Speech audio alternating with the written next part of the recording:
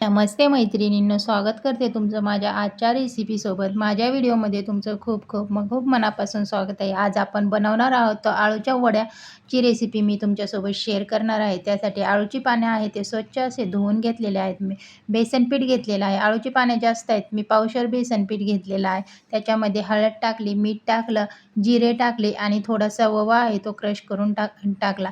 छान असं सगळं पीठ आहे ते मिक्स करून घ्यायचं. कारण मी आहे ते हिरव्या मिरचीत बनवत नाही, मला हिरवी मिरची आवडत नाही. त्यासाठी मी ही मिरची पावडर करून घेतलेली आहे.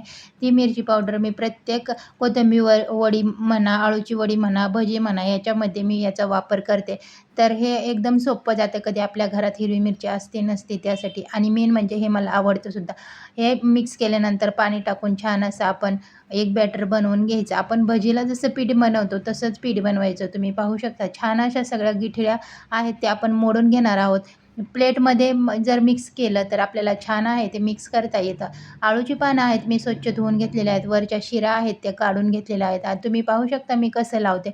एक पळपट घेतलेला आहे. तुम्ही कशावर एक प्लेट पण घेऊ शकता, त्याच्यावरती पण लावू शकता. त्याच्यावरती मी आळूचं पान ठेवलेलं आहे आणि सगळीकडे छान असं मी एकदम दाटसर लावून घेते.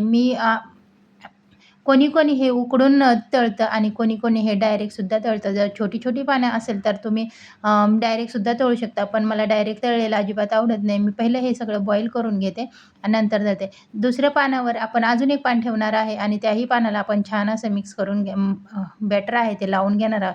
तुम्ही पाहू शकता मी कसं करते ते. मला ह्याचा एक छान रोल करायचा आहे. 3 पाने आहेत ते मी छान असं बॅटर लावून घेतलेलं आहे आणि आता मी हे फोल्ड करणार आहे. म्हणजे याचा एक छानसा रोल बनवणार आहे. तुम्ही पाहू शकता व्हिडिओमध्ये मी कशी बनवते त्याचप्रमाणे बनवायचा. तुम्ही पाहू शकता हे असे जर रोल बनवले जास्त पाणी जर लावलं तर रोल आहे तो आपला मोठा होईल आणि बॉईल करताना आपल्याला जास्त स्टीम द्यावं लागेल. त्यासाठी 3च पानं घेतलेली आहे. मी तुम्हाला अजून एकदा दाखवते. छान असे सगळे रोल आहेत ते मी बनवून घेणार आहे. तुम्ही पाहू शकता मी कशाप्रकारे बॅटर लावत आहे.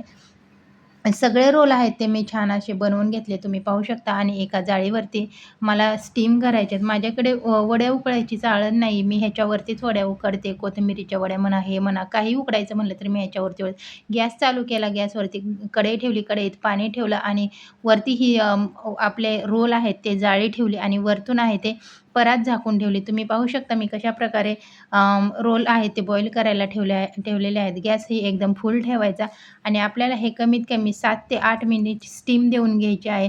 7 ते 8 मिनिटानंतर मग मी वरची ती प्लेट ठेवलेली आहे ती काढून घेते आणि तुम्ही पाहू शकता आपले रोल आहेत ते एकदम छान प्रकारे बॉईल झालेले आहेत.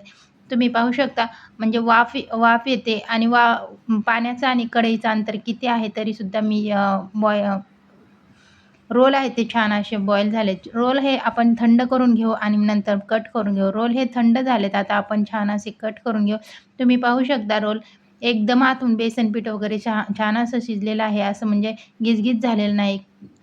मी छान अशा वड्या आहेत ते कट करून घेते. अशा वड्यासुद्धा मला खायला आवडतात.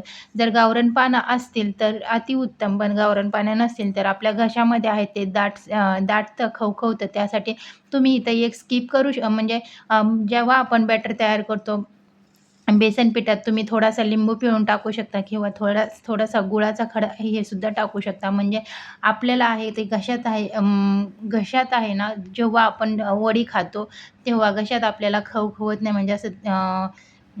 म्हणजे असं चरचर करत नाही. कढई ठेवली. छान अशा सगळ्या वड्या आहेत ते मी कट करून घेतलेल्या आहेत. गॅसवरती कढई ठेवली. कढईमध्ये तेल टाकलं. मी छान असे शॅलो फ्राय नाही करणार, मी पूर्ण फ्राय करणार आहे. तुम्ही पाहू शकता. छान अशा वड्या आपण टाकून घ्यायच्या. एकदम छान एकदम छान लेयर पडतात. तुम्ही पाहू शकता.